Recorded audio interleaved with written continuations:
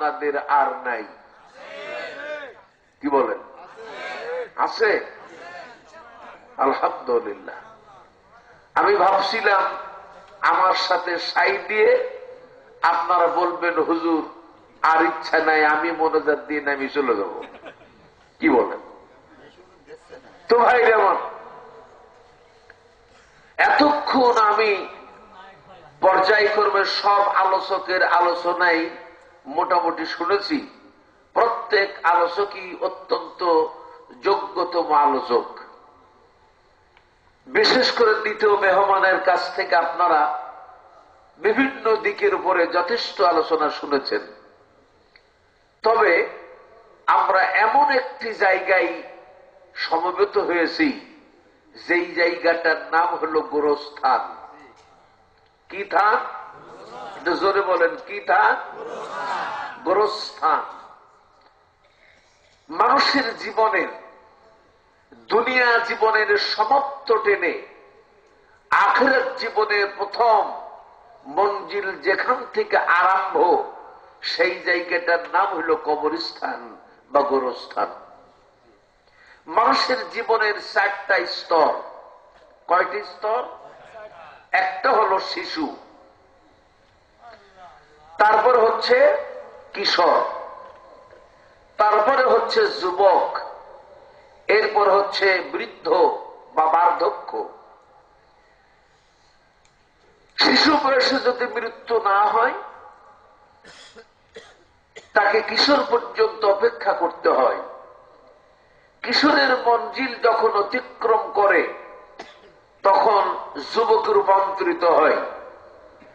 যুবক যখন অতিক্রান্ত হয়, বৃদ্ধ বা বার্ধক্য অতিক্রম করার আর কোন সুযোগ নাই, মরতেই হবে। কুল্লু নাফসিন যায়িকাতুল মাউত। মৃত্যুর স্বাদ তাকে গ্রহণ করতেই হবে।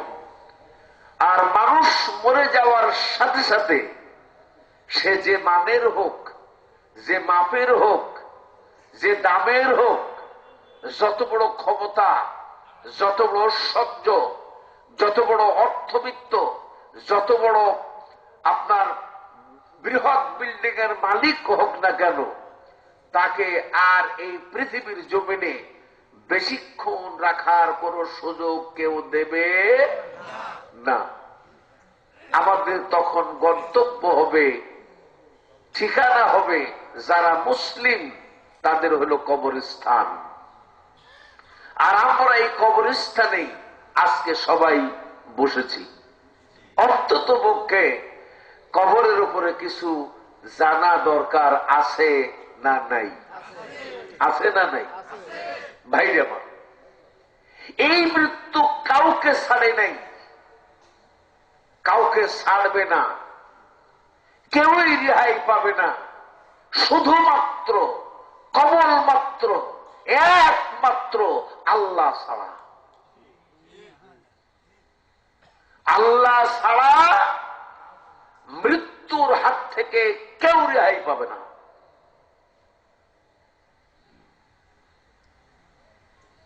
আল্লাহর নবী, বিশ্ব নবী সাইয়্যিদানা মুহাম্মদ রাসূলুল্লাহ সাল্লাল্লাহু আলাইহি ওয়াসাল্লামের মৃত্যুর আগে রসুলের কষ্ট হচ্ছে। রসুল জ্ঞান হারিয়ে ফেলেছেন। রসুল জ্ঞান হারানোর পরে সাহাবাই কেরামের চোখে পানি। আম্মা জান আয়েশা সিদ্দিকা রাদিয়াল্লাহু আনহার বুকের উপর রসুলের মাথা, মা ফাতিমা রাদিয়াল্লাহু আনহা পাশে বসা। রাসূলুল্লাহ সাল্লাল্লাহু আলাইহি ওয়াসাল্লাম যখন জ্ঞান ফিরে পেলেন, তিনি প্রশ্ন করলেন, ও আমার সাহাবীরা, নামাজের সময় কি হইছে? জবাব হলো, ইয়া রাসূলুল্লাহ, নামাজের সময় হয়েছে। উনি বললেন, বেলালকে আযান দিতে বলো, আর হযরতে আবু বকর সিদ্দিক রাদিয়াল্লাহু তাআলা আনহুকে ইমামতি করতে বলো। সুবহানাল্লাহ বলবেন না? বলার পরপরই রসুল আবার জ্ঞান হারিয়ে ফেললেন। আবার যখন তার জ্ঞান ফিরে এলো, রসুল বলেন, ও আমার সাহাবীরা, নামাজের সময় কি হয়েছে? সাহাবাই কেরাম, হুজুর নামাজের সময় হয়েছে। বিশ্ব নবীজি বললেন, বেলালকে আযান দিতে বলো। হযরত আবু বকর সিদ্দিক রাদিয়াল্লাহু তাআলা আনহুকে ইমাম হিসাবে নামাজ আদায় করতে আদেশ করো। আম্মাজান আয়েশা সিদ্দিকা রাদিয়াল্লাহু আনহা বিশ্ব নবীকে লক্ষ্য করে বললেন, ইয়া রাসূলুল্লাহ, আপনার স্থানে আমার আব্বাজানকে নামাজ পড়ানোর জন্য আপনি নির্দেশ করছেন।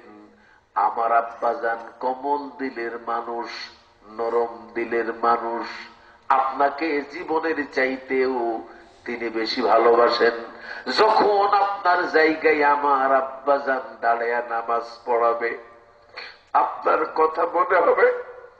আপনার সন্ন্যত যখন আমার আব্বাজান মনে মনে খেয়াল করবে, তখন আমার আব্বাজান হাউমাউ করে কেঁদে পাগল হয়ে যাবে। নামাজ পড়াতে নিস্তার হতে পারে, নামাজের দুর্বলতা আসতে পারে। ইয়া রাসূলুল্লাহ, আমার আব্বার পরিবর্তে অন্য কাউকে ওই জায়গায় নামাজ পড়ানোর হুকুম দিলে ভালো হতো না?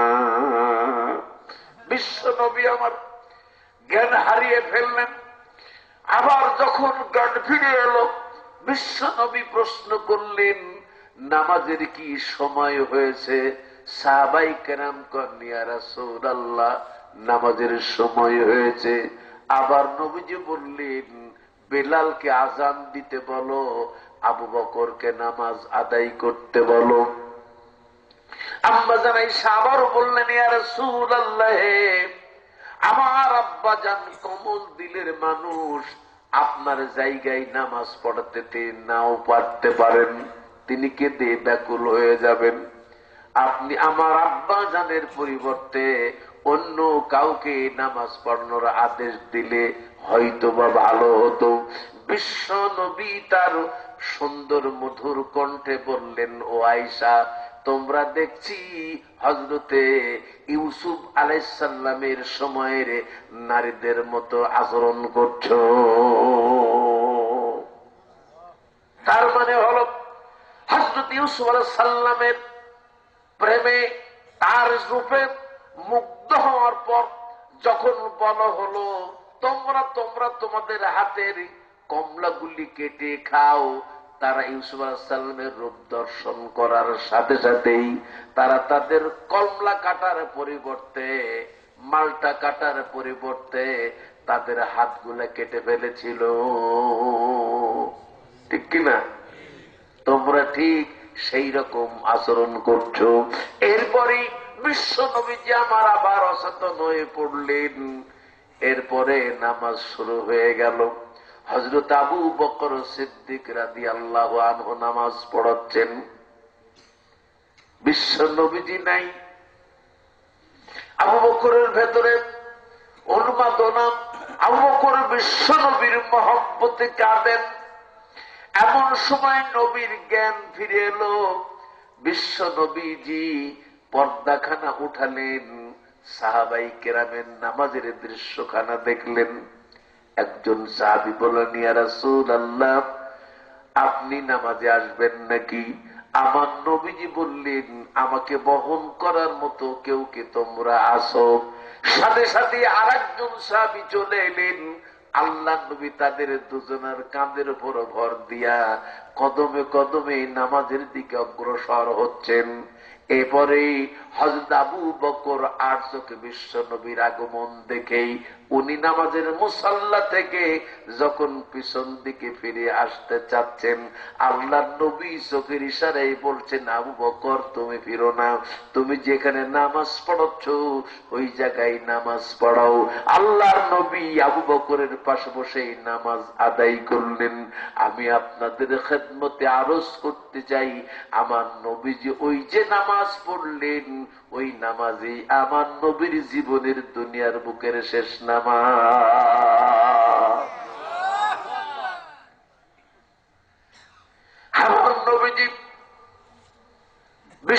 বিশ্ববাসীকে জানিয়ে দিয়ে গেলেন, ও আমার উম্মতেরা, ও আমার উম্মতেরা, আমি রাসূল পৃথিবীতে থাকলাম না, আমার জীবনের শেষ কর্মটা ছিল নামাজ।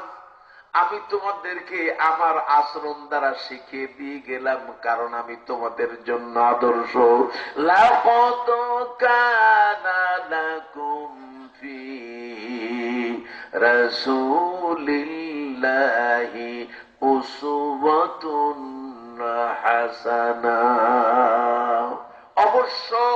অবশ্যই তোমাদের জন্য উত্তম আদর্শ বিশ্ব নবীর জীবনেই রয়েছে। সুতরাং নবীজি আমাদের আদর্শ নবীজি শিখিয়ে দিয়ে গেলেন, ও আমার উম্মতেরা, তোমাদের যা অবস্থায় হোক না কেন, মৃত্যুর আগ পর্যন্ত খবরদার খবরদার তোমরা নামাজ ছেড়ে দিও না। কি আমরা কি নামাজ পড়ি? কি ভাই পড়ি? জোরে পড়ি? কারা কারা নামাজ পড়ি? আর আজকের এই গোরস্থানের ময়দানে এখানে আমাদের একদিন না একদিন আসতেই হবে। এরপরে এই মরণের কি মজা, কবরের কি মজা, আজকে এই বিষয়টাই আপনাদের সামনে বলা হবে। ভাইরা আমার, শুধুমাত্র জানতে চাই, নামাজ ছাড়া কোন মানুষ আল্লাহর জান্নাত লাভ করতে পারবে না। নবীজি আমার বলেছেন,